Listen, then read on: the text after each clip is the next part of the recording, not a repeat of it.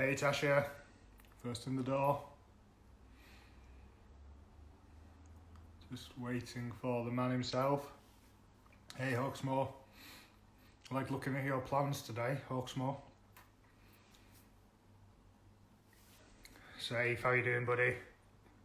Let's get you in here. Hey Premium Property. Hey Alfred, hey Ant. Hey Lauren.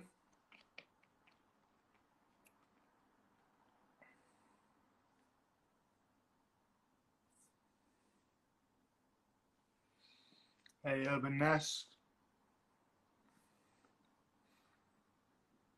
Have you got my request safe? I've sent it through to you, mate, to join.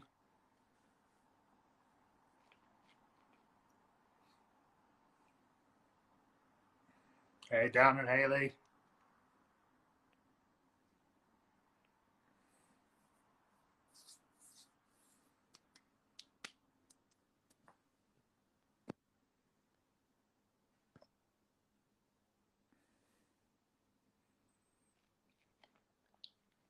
Just try it again, Safe. Let's see if you get in this time. Hello. How's it going? I'm good, mate. How are you?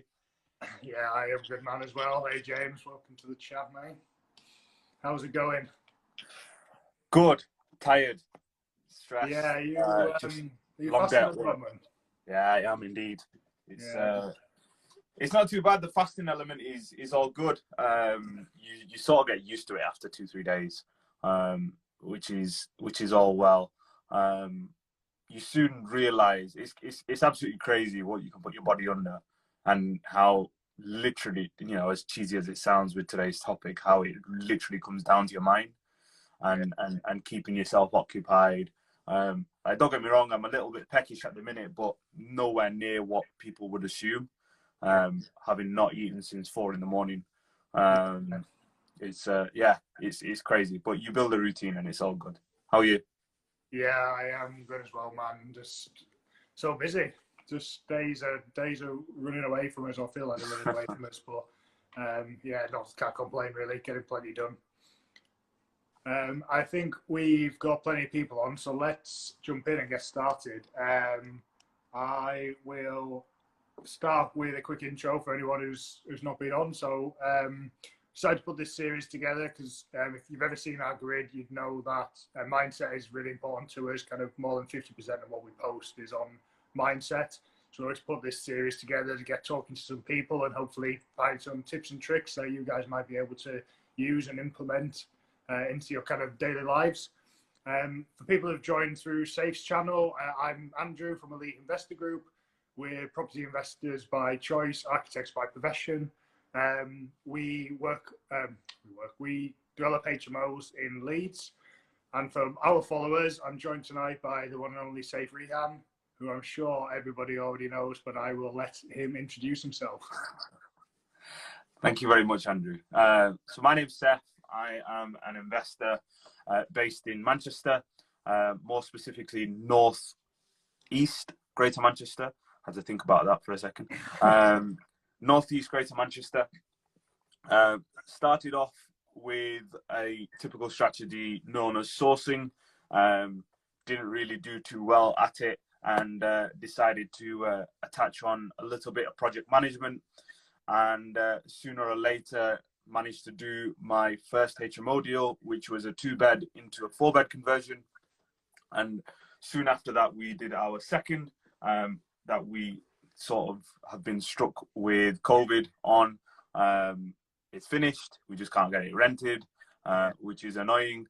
And we have another deal going through with a JV partner as well, which is very exciting. So it's nice to make the switch really from being a source and project manager to then having a little bit of equity in the game. Apart from that, full time, I'm an accountant. Work 9 to 5, literally. When I say 9 to 5, today it was 8 to 7. It's just been absolutely crazy with COVID. But it's difficult at the minute with juggling juggling everything from top to bottom, but I can't complain. Can't complain. No, I think it's good to still be in a job and whatnot, because obviously some people are in difficult situations. So yeah, definitely appreciate that. You can't complain. What? Let's stick with that. Then. Let's stay with the day job. So, accountant by trade. Have you? What kind of skill sets do you think have come from accountancy that are, transferable into property? I think my ability to work with numbers really quick and easily. The bit that actually got me interested in property as a whole was the numbers element.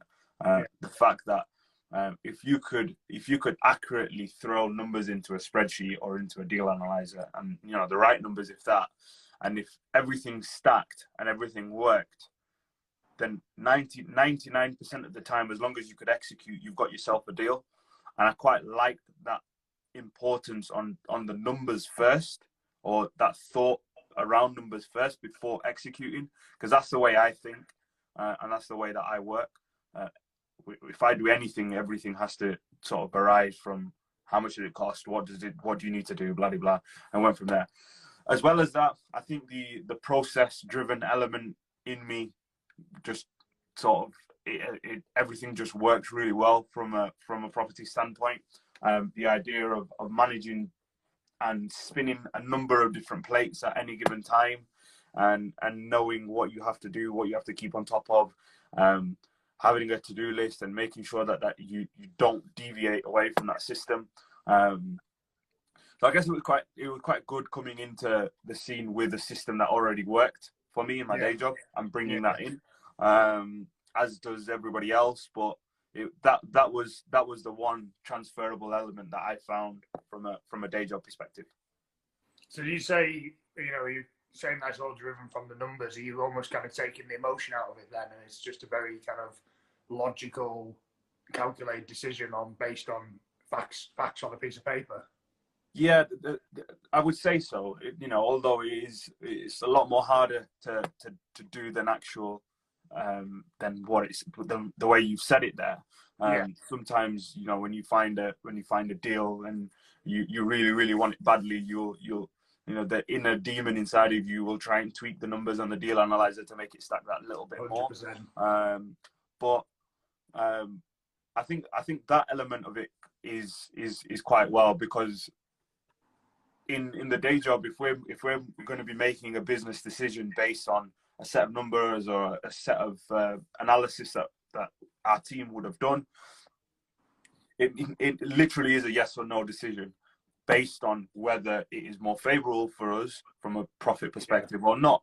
And I think that element, bringing that into the property side of things, was quite well. So for me, it was understanding, right, okay, what were my key metrics that I was working towards? Was it yield? Was it a specific percentage ROI? And if those percentages were hit, then fantastic, it's a deal. If it's 14.999% below on a 15% benchmark, then okay, then that's just the way that my system and my analyzers are all built to, For another really interesting thing, just you say that, taking emotion out of it really, was the idea of having green and red on a deal analyzer. So it's a really, really simple thing, or just having a little bit of conditional formatting on an Excel spreadsheet to change into a specific color if that number is either higher than a specific benchmark or lower than a specific benchmark. And it sort of tells you whether you're being naughty or not. If something is, let's say, if my benchmark is 15% and something is 14% and it's red, and I still go ahead with it, then I know I'm being naughty. By that. So I guess it's just that's one of the things. It's a decision-making tool for you. It's not you deciding, actually this one's going to be okay if it's 14.9 and near enough. It's telling you no. It's making that decision for you, and like you said, being clear as day, and you know that if you go against it, that's your decision. Absolutely, mate. So in terms of then balancing that kind of day job with property, how do you do it? Especially if you're saying that at the minute you're working kind of extra long hours as well. How are you finding that? I think at the minute, right now, I think I'm quite fortunate that everything on a property standpoint is quite quiet. I think I'd probably struggle a lot at the minute. But it's interesting, really. It all comes down to a little bit of proper planning and just investing in the right team.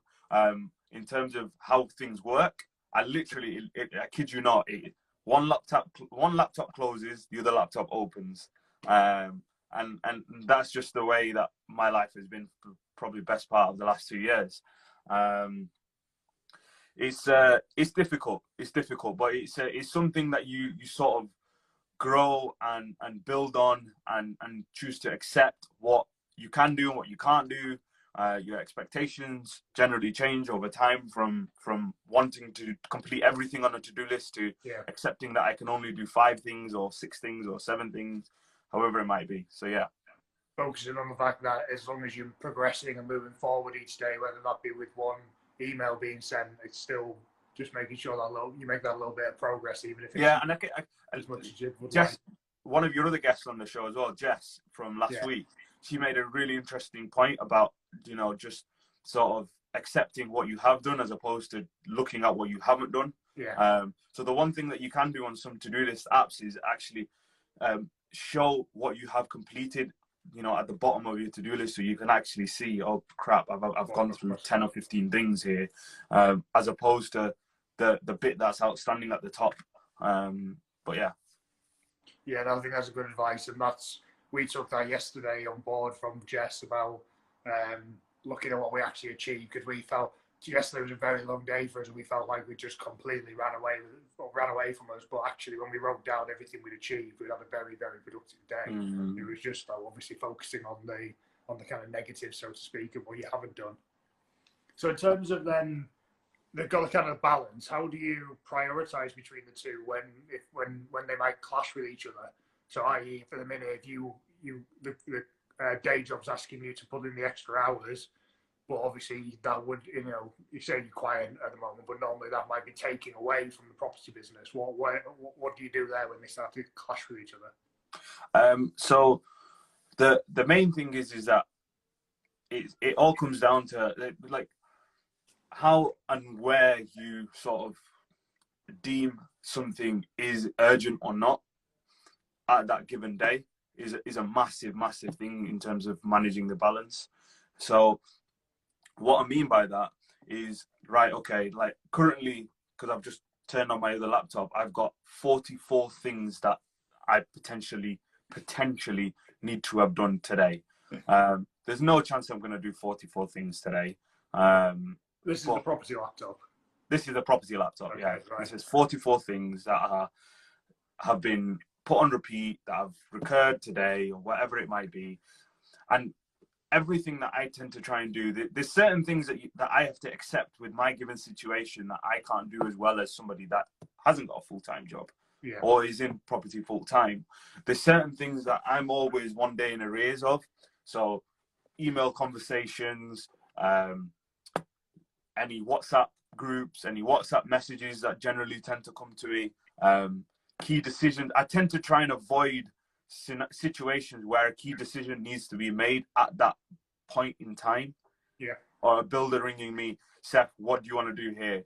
All them decisions are normally like either planned at the start, the builder will have known about what we need to do, or it can wait till the evening. So the main thing is making sure that everybody that is working with me is fully appreciative of what situation I am in and what they need to do to wait. So for example, if a builder was to try and give me a call and say, Seth, I couldn't get hold of you, we had to go ahead and make this decision, he will then know that he should have had that conversation with me a few days earlier.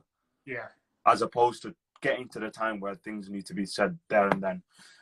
There's some times where I have to go down to site probably 2 or 3 times after work and just catch up with the builder, and sort of meeting from there. Or what we'll tend to try and do is I'll get to the site and I'll video call him and I'll walk through and he'll talk me through what's going on and what the problems are, what the key issues are, what the decisions that we need to make. And then now and again, you have to take the odd phone call here and there while you're at work. But most of the time, all that planning will have been done either the night before or many weeks before at the start of the project, when the builders had the full schedule of works, and knowing, like, you know, what colors, like, we tend to try and make the decision at the start as to what colors we want to use, and, you know, all the key little important decisions. And then, yeah, that's generally it. It's just having a team there that is appreciative of what situation you're in. And they appreciate that, okay, you know, we've just got to get around it. This is one boundary, and so far it's worked absolutely amazing. Don't get me wrong, it's tiring sometimes, but when you see the end goal and you see your reason why and what you want to achieve, then yeah, it's all worth it. Yeah, I think what's up from that is boundaries and planning, being prepared in advance. And we say to everyone that, you know, you've got to have your finished designs really from day one before you even start on site. And okay, yeah, you might be able to pick your paint color later on, but you should not be moving furniture around. You should not be moving walls around. Obviously, things come up on site where it's a problem and you need to make a change, but it should be done from the beginning. You know, changing something on a piece of paper is free, but changing something on site at the end, you know, maybe even a week before you're finishing, is going to cost you a hell of a lot of money. Oh, absolutely. And so the earlier it's sorted out, the less chance you are going to have of not unexpected costs, but costs as a result of changing your mind or finalising a design later on down the line. So you just took a new job recently. Was that calculated from a perspective of trying to help you with the balance of property or gain you more time or anything like that? It was slightly better salary, okay, but it was more closer to home. So the office is now probably a 2 or 3 minute drive from my house, about a 10-minute walk. Just the idea of being so close to home so that I could walk home, get in my car, go and drive wherever I needed to go. And generally that was it. From a career perspective, it was a little bit of a step up. So that was quite nice. I guess, even though property is the important goal, it's making sure that plan A is still ticking along and is ticking along well. There's nothing that I'm really going to do to jeopardize that at this point.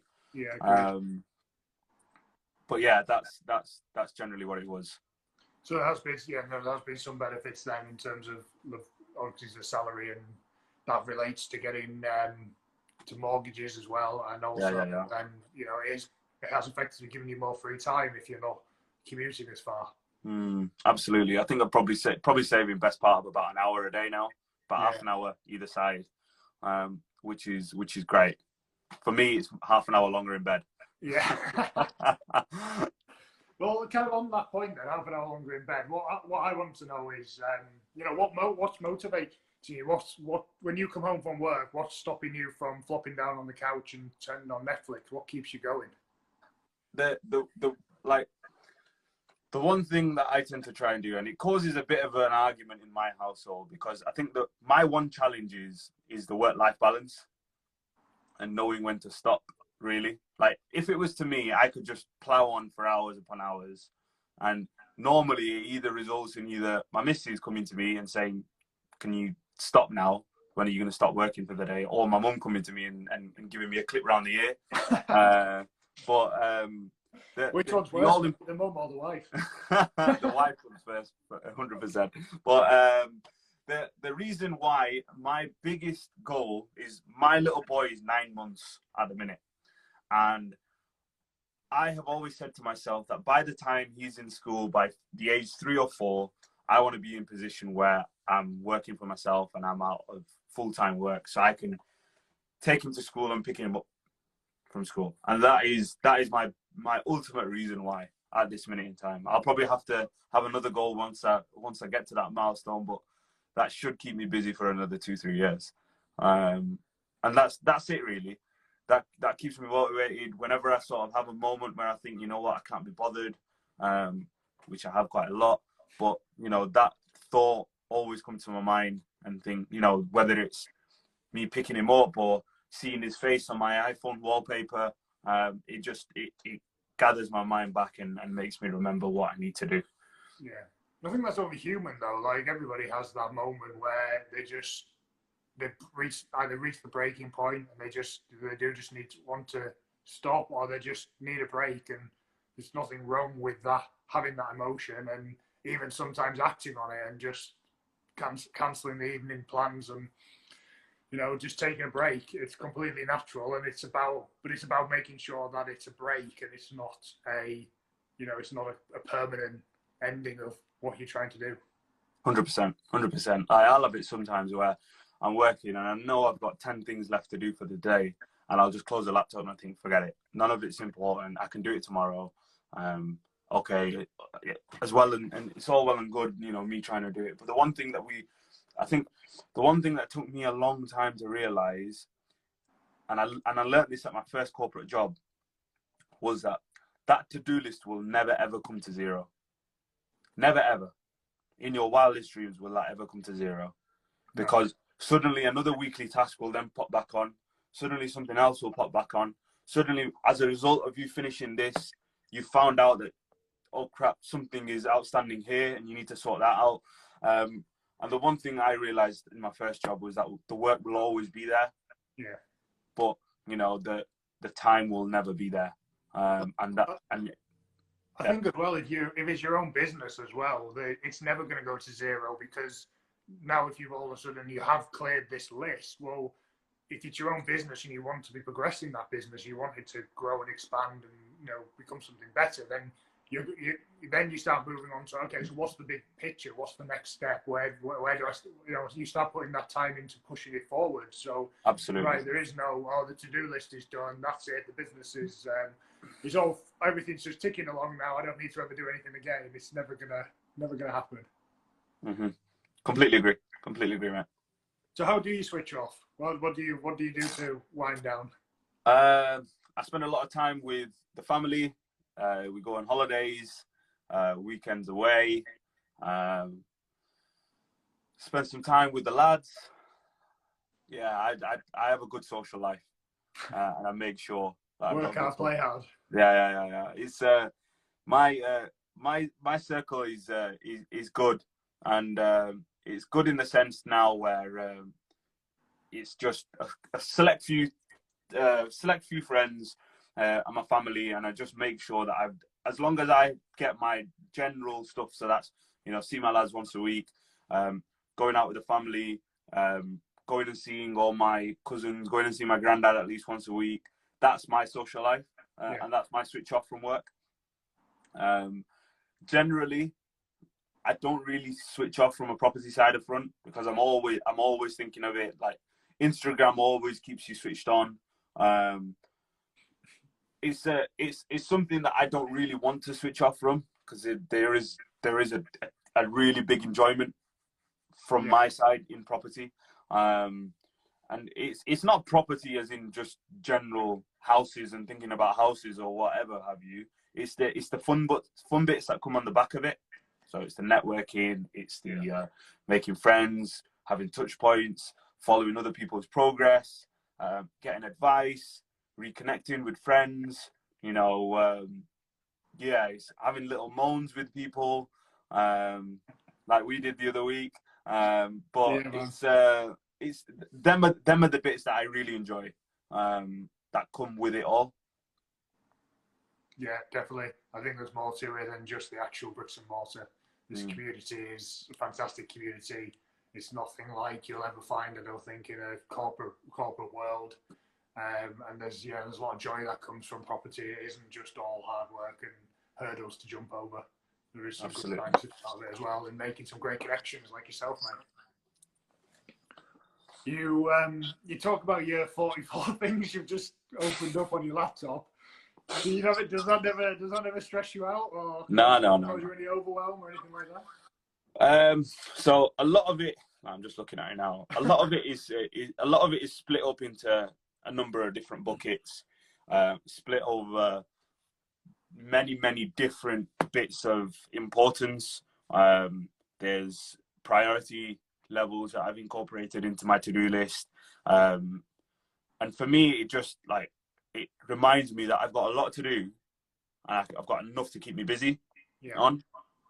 But for me, 44 things doesn't mean 44 things that I need to do that given day. Okay. Like, you know, some of these are just really, really like, you know, check Rightmove, upload photos from viewings. Like, I've not been on a viewing in the last few weeks because of COVID, but it's there. It's just, these are regular to-dos that make sure that I don't forget doing something. The one thing that I really, really have learned, and it's caused me, it's allowed me to switch off a lot better than how I was at the start, is trying to make sure that my head is empty at any given time. So generally, that I find that there's two sort of types of thoughts that I tend to get into my head. Well, three really. One is just daydreaming and goals and visions and what you want to achieve. One other really sort of key aspect is things that you need to do that are quite urgent, that you forgot or are not on your to-do list. So that's one. And then the other thing is thinking what is on your to-do list that you still have to do. So for me, if the longer they're in my head, the more stressed I get. So one thing I tend to try and do is I tend to try and use my iPhone notes. So as soon as I have a thought, I'll go into my notes and I'll just write a note on there. That note will then stay outstanding in my iPhone main notes. I've also got a to-do on my to-do list every single day is to make sure that my notes are cleared. Okay. So then I'll go into my notes. If there's an action in there, I'll create a to-do, decide when it needs to be done by. So at any given time, I'm never, ever, ever thinking about something. If I am thinking about something, it is down and out of my head. So when I do switch off, I switch off completely. There's nothing that's still thinking in my head, oh, I need to do this tomorrow, I need to do that, because it's already in my to-do list. It's already there. It's already ready for me tomorrow morning when I open my laptop. Yeah, it's down on paper, so it's outside the head. So it's almost like it's what a lot of people talk about with journaling, but it's, you know, it's obviously more digital and onto a to-do list for yourself. Yeah, I've tried to journal. Process of taking it out of the head and putting it somewhere else. Yeah, I've tried to journal, and to be honest, it's not really worked for me. And I just found it to be a little bit more simple following this sort of procedure, understanding exactly what I needed to do and deciding at that given day. So I decide every day what's important to me in that given day based on what my deadlines are, what my criteria are, when I need to, certain meetings that I need to have. And then I'll adjust my to-do list based on that. Yeah. So certain things that will pop up today that I don't need to do, I'll push to tomorrow, I'll push to next week. And then when it comes to that day that I know, right, okay, for example, if I need to redo my sold comparables on the properties that I've made offers on in the last few weeks, what I'll do is I'll put that to Sunday. And I know Sunday I'm relatively free. I can spend 2-3 hours on doing that. But what that also means is that I don't need to stress out and think, oh, I need to do that. I need to do them comparables as well. I've got that on my plate. I've got that. No, forget about it. I'll remember that on Sunday now. There's nothing that I don't even need to waste any energy on that thought. And it just having a really simple process that works for you, that you've built, goes a million miles. I think that's good, because I'm bad at batting reminders just down the road. So it's like, oh, remind me in an hour, remind me in 3 hours, remind me in the morning, remind me in the afternoon. And as opposed to just being like, you know what, this isn't getting done today for whatever reason, and just push it to Sunday. Let's not even bother with, you know, tomorrow I know it's not going to get done, but it's not vital and it's not important. And just setting like you said, taking it out of your head, because otherwise it just keeps coming back, and it's like, oh, I still haven't done that. And it haunts you. You bat it a bit further down the road, but eventually you catch up with it again, and back. Because this list of 44 could become 3 things, but those 3 things could be absolutely urgent and money making. And if I get those 3 things done, then I know, right, boom, I've had a wicked day. Cracked on with work, had a really long day at work, done my 3 things, all good. Now I'm off downstairs to just relax and spend time with the family. Yeah. And that's generally how my days are ticking at the minute. Yeah, all right, good stuff. So people in the chat, if you've got any questions, start sending them through, and we'll try and get to some of them before the end. You mentioned earlier on about you started off in sourcing. Why did you, not pursue that, or what kind of was that? Was that kind of a setback, do you think, or did you just decide it wasn't for you? What was going on with it? I realized that I needed to put a lot more time into it than I had. Yeah. There were a couple of other things which were like, just, and I don't want to go into too much detail about it. It's as to what my thoughts are of the whole sourcing industry and how things are and how they work. But I think that a lot of my morals and ethics were being broke if I wanted to do quite well in sourcing. Okay. Deals that weren't deals are being flogged about. Deals that don't necessarily stack are being sent out on emails. And that's something that's not really stuck with me. Wasn't something that I'm quite happy in. And the difficulties that I found was by me being too honest, it caused me to be even worse at sourcing because I could never get a deal over the line. Yeah. Everyone is talking about all money out, and there's me talking about leaving 15, 20 grand in a deal because that's just how the deals are stacking in my area. Yeah. And suddenly it was painful. It was really, really tough. I give it probably best part of about 9 to 12 months of a go.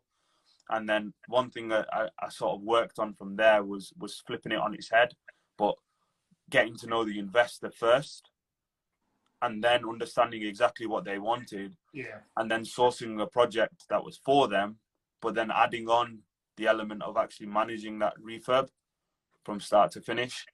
The reason I wanted to add that on because I knew that was the most important skill set that I knew that I didn't have at that time. Yeah. I didn't know how to manage refurbs, didn't know how to get a HMO executed from start to finish, whereas now I do.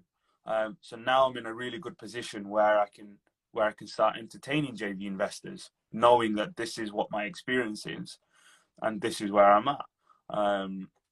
Which was an interesting transition. I think it was a transition that I'm glad I did. It's an experience that I'm glad that I experienced. I'm glad I give sourcing all I've got. But now it's interesting to move to the other side because it was, for me, what it was, Andrew, was it was that shiny penny syndrome.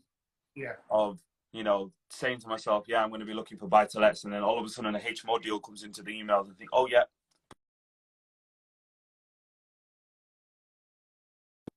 Yeah. And yeah, it was difficult. It was hard to maintain, hard to keep in my head, and then sooner or later I realized that HMOs were the angle that I wanted to go into, and by spending time with the investors and getting an investor bought in, I realized I didn't need to spend as much time running around trying to build this investor network. I had to spend time with an individual, and that I had time to be able to do that. So now my investors from both my projects, I'm probably on really, really good friend level with them now. Whereas at first it was just an investor relationship. So now I know that I'm quite confident that if I could say anything, my opinion will stand weight in their eyes. Yeah. And now I feel like I'm in a much better position where if a good deal did come about, I could put it to them and boom, right, okay, let's get it started. So yeah, that's. I think it's good though that you realised that and you accepted it and walked away from it rather than pursuing something that wasn't sitting right in your kind of stomach in terms of from a core value type of view. And that doesn't have to be, if deal sources can get a bad rep in terms of ripping people off, there is good deal sources out there, but it doesn't have to be something that's just like that. It can be that you don't like HMOs because you don't think people should share houses like that, and so you don't do HMOs, you do buy-to-lets or whatever it might be. You've got to remember what your what your values are, and if you're doing something that's against those values, it's always going to be a conflict to you, and you should follow what your gut instinct is. Absolutely. Completely agree with you, mate. Did when you were saying about you moving from your hat to half from SAs and HMO and analysing all these deals and the kind of shiny penny syndrome, was that driven by any external factors or anything? You know, like comparing yourself to others and trying Yeah, to emulate others? there's a there's a massive thing that you know, I think Instagram is absolutely amazing, but at the same time it's just as dangerous.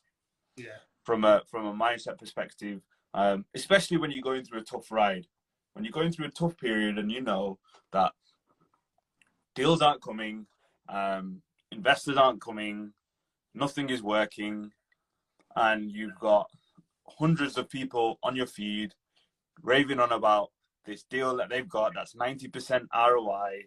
They're leaving $5,000 in the deal. It can have a toll on you. It can have a massive toll on you. So I think the external factors were, you know, me seeing so many different people that were doing well in so many different strategies. Yeah. And to me at that point, an investor was an investor. But now in my eyes, a service accommodation investor is a different type of person in my head. A HMO investor is a completely different type of person. A normal spec HMO person is a completely type of person to a more high spec HMO type of person. The values are completely different on these individuals. Buy-to-let investors are normally more textbook, normally quite simple. Yeah. More risk averse, sorry. And then you have your new build investor that is all guns blazing, a risk taker. Yeah. But it took me time to learn that and realize that.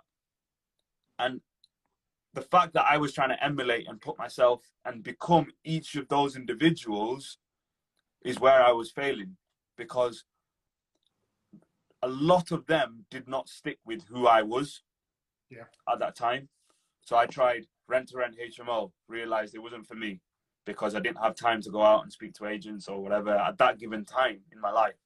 Tried serviced accommodation.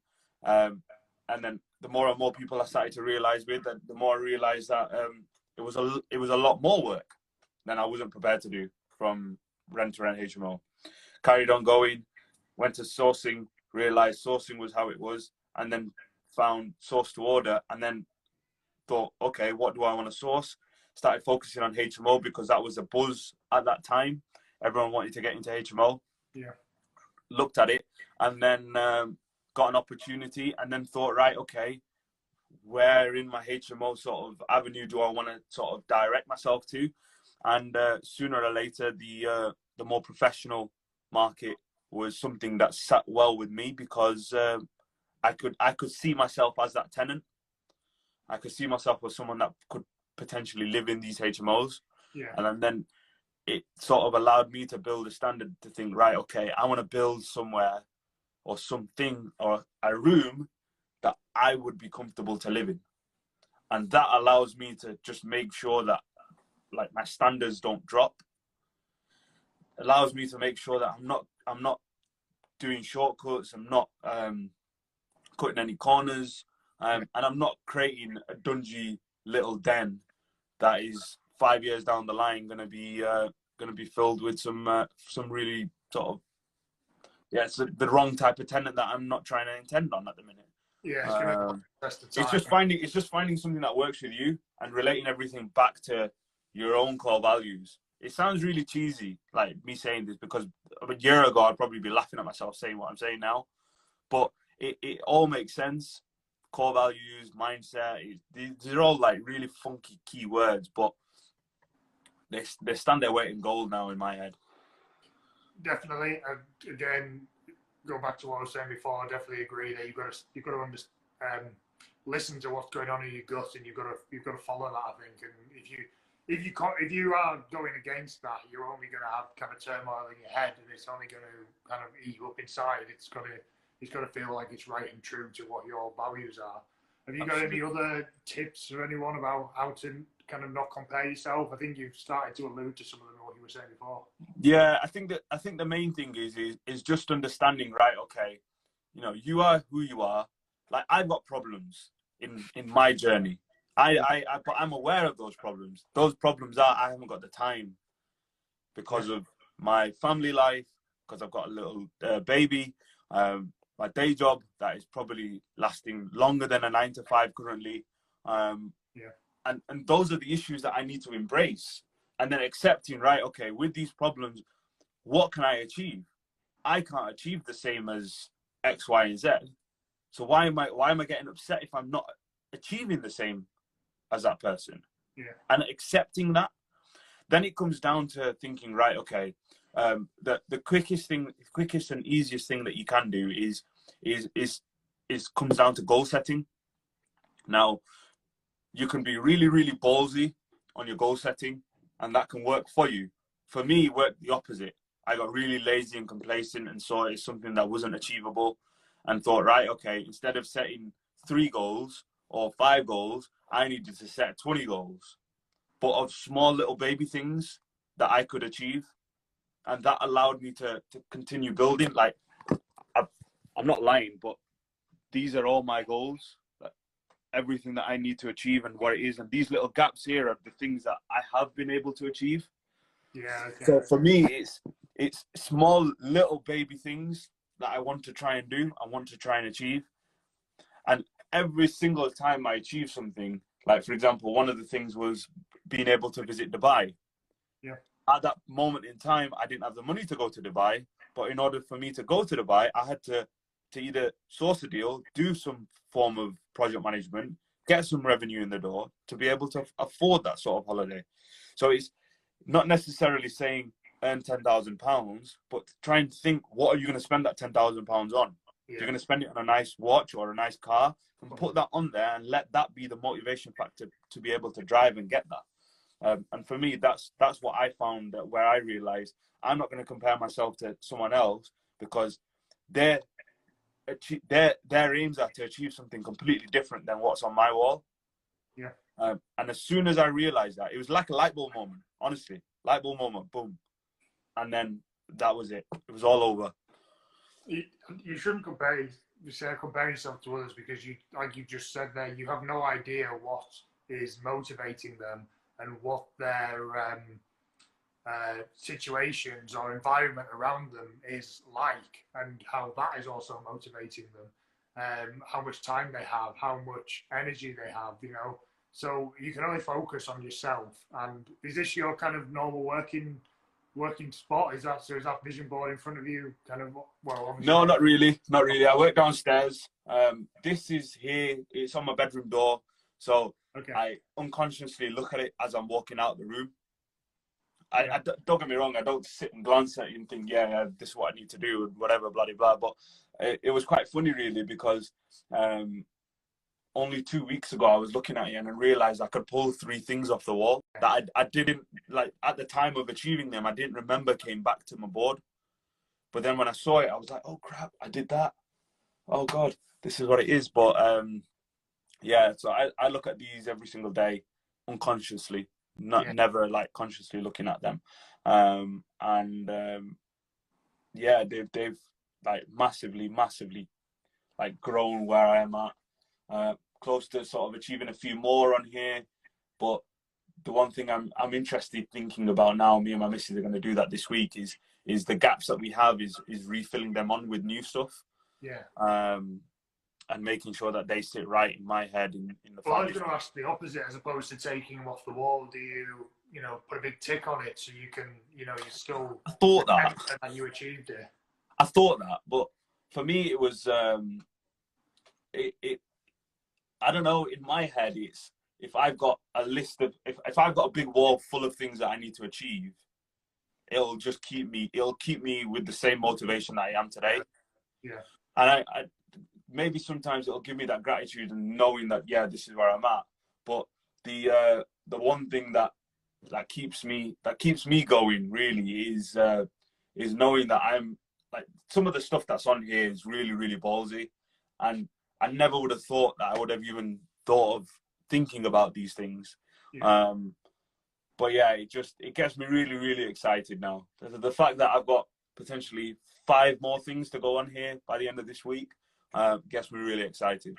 I've not thought about what those 5 things are, so hopefully we'll. Are you selecting them with the wife and the family? Yeah, Or, yeah, yeah. yeah. So it's a real group and team effort. Absolutely. Also that kind Well, of this is my activity. They don't really look at it. Half of these pictures they probably don't even know the meaning of. But this is like the stuff that I put on there is based around what they want to achieve as well. Yeah. So yeah. Yeah, it's about there's also that secondary element of it. Like, if I achieve this as well, I get to experience it with the family, or the family get to benefit as well.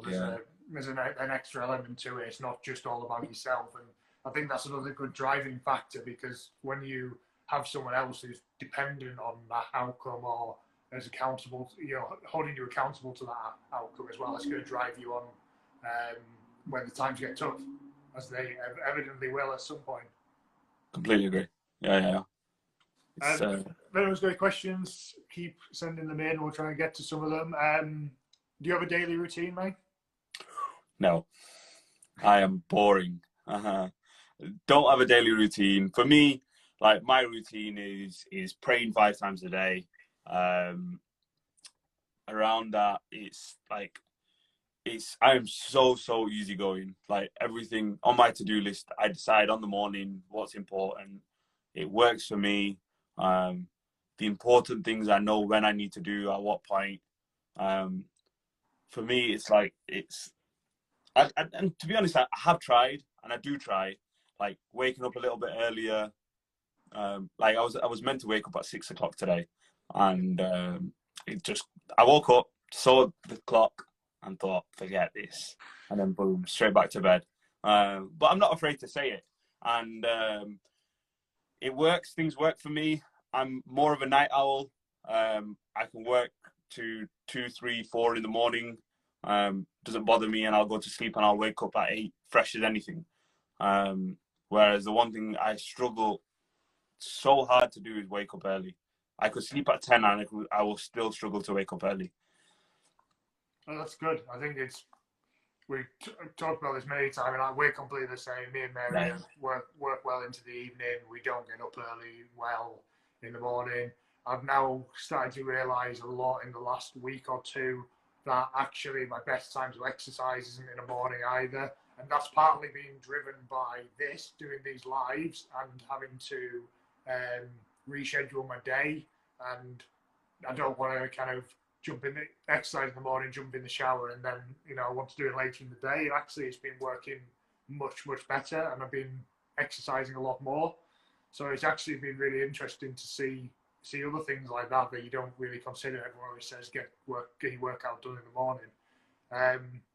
And it's good to hear that you don't have a daily routine as well, because we're a bit all over the place, and sometimes I feel like it's a bad thing, but then also I've tried really strict daily schedules, and I don't think I work under those constraints either. Yeah, so some balance in there somewhere.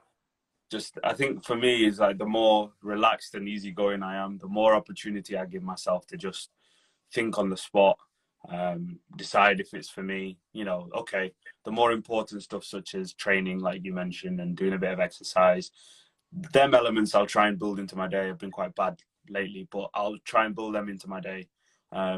But the rest of the things, like I don't meditate, I want to, don't really do any more funky stuff.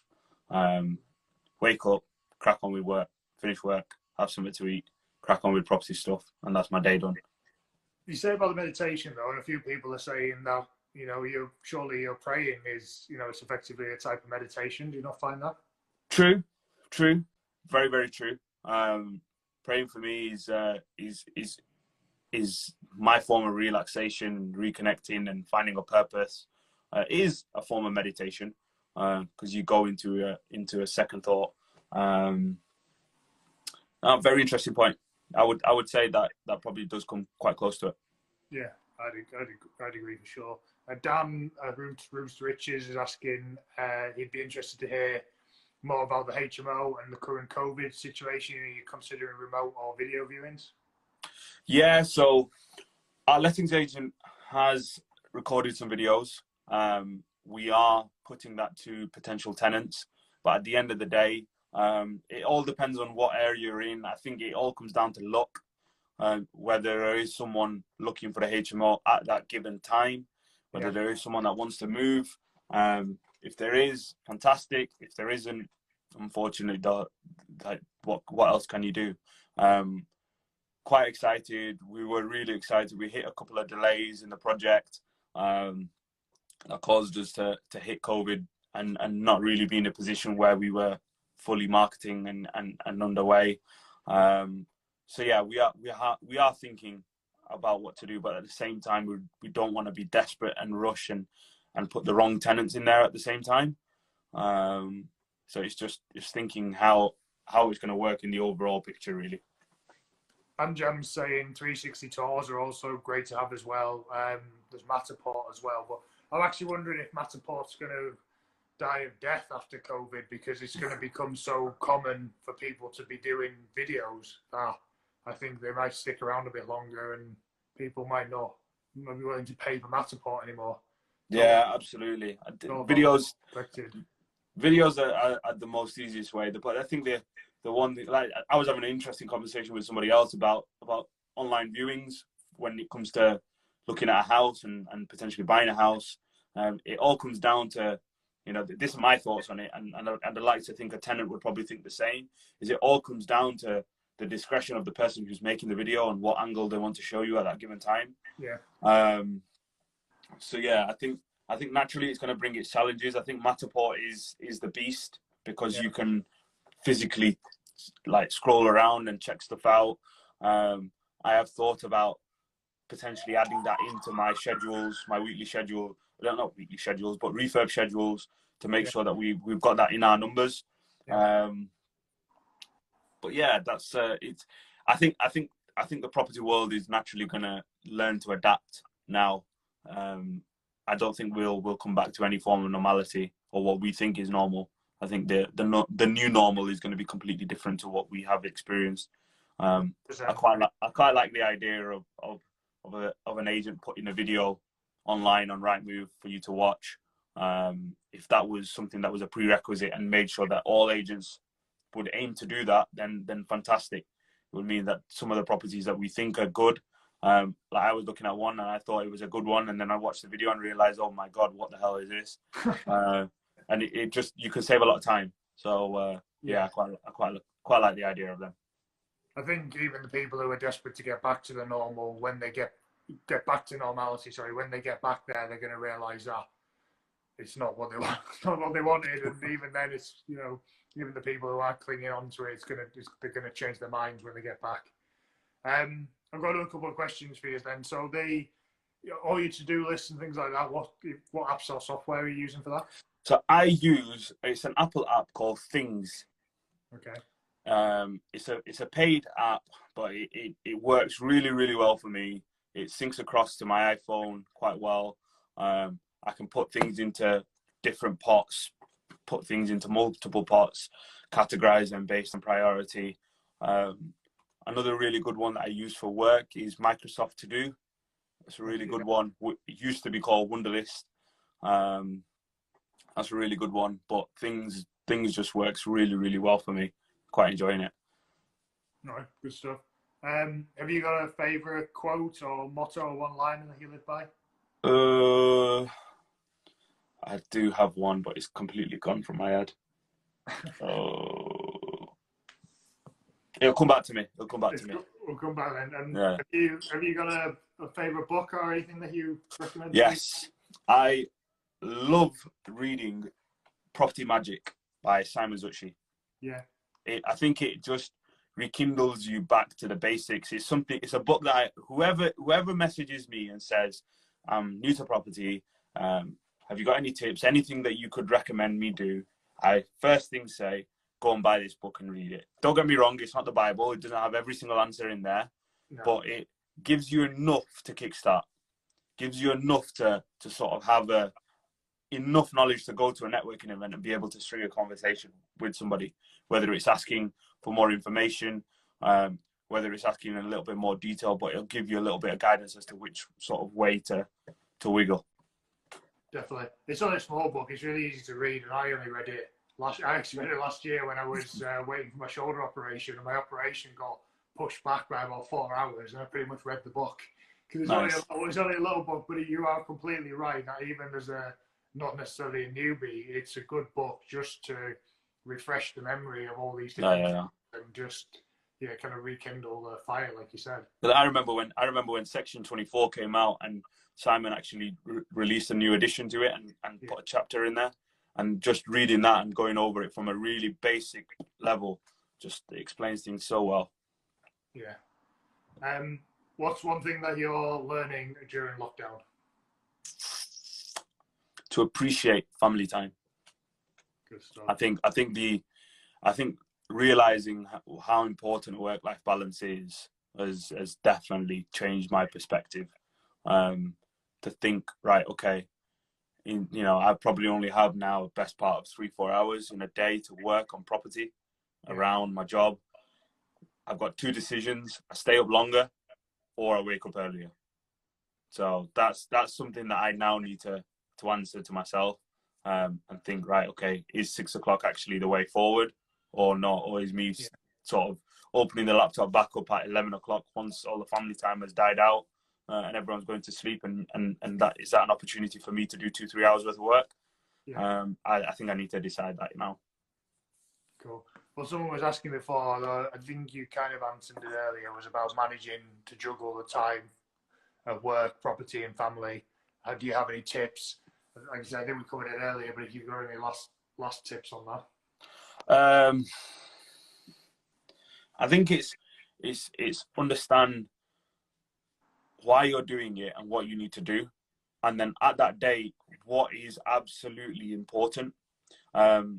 The one activity that I always do when I get overwhelmed with things is a little diagram, 4 boxes. At the top, you put urgent, not urgent. At the side, you put important, not important.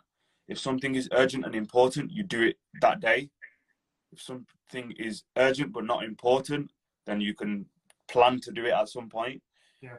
Now, remember this: if something is not urgent but important, you can either delegate or plan to do it another day. If something is not urgent and not important, you might as well just delete it off your to-do list. Yeah. And wait for somebody to sort of pester you to do it again. I've heard of that, that table before, but it's interesting to hear you actually putting it into practice and actually, it's so good. So good. I've got a long list of actually putting it down on paper and saying what is and isn't important. I guarantee you, your list of 10 things will become 5 like that. Yeah. And you won't even feel bad about it. All right, okay, man. We're down to less than 2 minutes now. So, have you remembered your quote? No, I haven't. Okay. Oh, mate, I've flopped it. I'm sorry, mate. Do you want to give everyone an opportunity to tell you where they can find you or reach out to you? Yes, the best place is Instagram. My name is Saif Rehan. You can probably see it at the top. Easiest way to find me. I generally update my journey on there, and more than welcome, people can message me at any point and we can organize a call and come and see me. We can have a coffee after lockdown. But I think we're literally on to its last seconds now. But thank you very much for the opportunity, buddy. That's all right, mate. You've got a minute. You can just freestyle if you want. You can, I don't know, do what you like, do some singing. What are you up to for the rest of the day? I actually need to go to my HMO after this. Partly my own fault because I went earlier and didn't take some photographs we needed to get taken before it gets covered. Something gets covered up. So unfortunately, I need to go back and take some photographs. And it's all right. I'll have a look in and see how the kitchen fit has been getting on. Have a look around anyway. So it's not all bad. So yeah, going back out. What about yourself? For me, my fast opens in about 30 minutes. I'm looking forward to food. Yeah, I can smell it all coming up upstairs. Enjoy yourself, mate. I hope you have a good meal. Top man. Thank you very much, Andrew, and I'll speak to you soon. Yeah, cheers, buddy. See you later, guys. Bye-bye.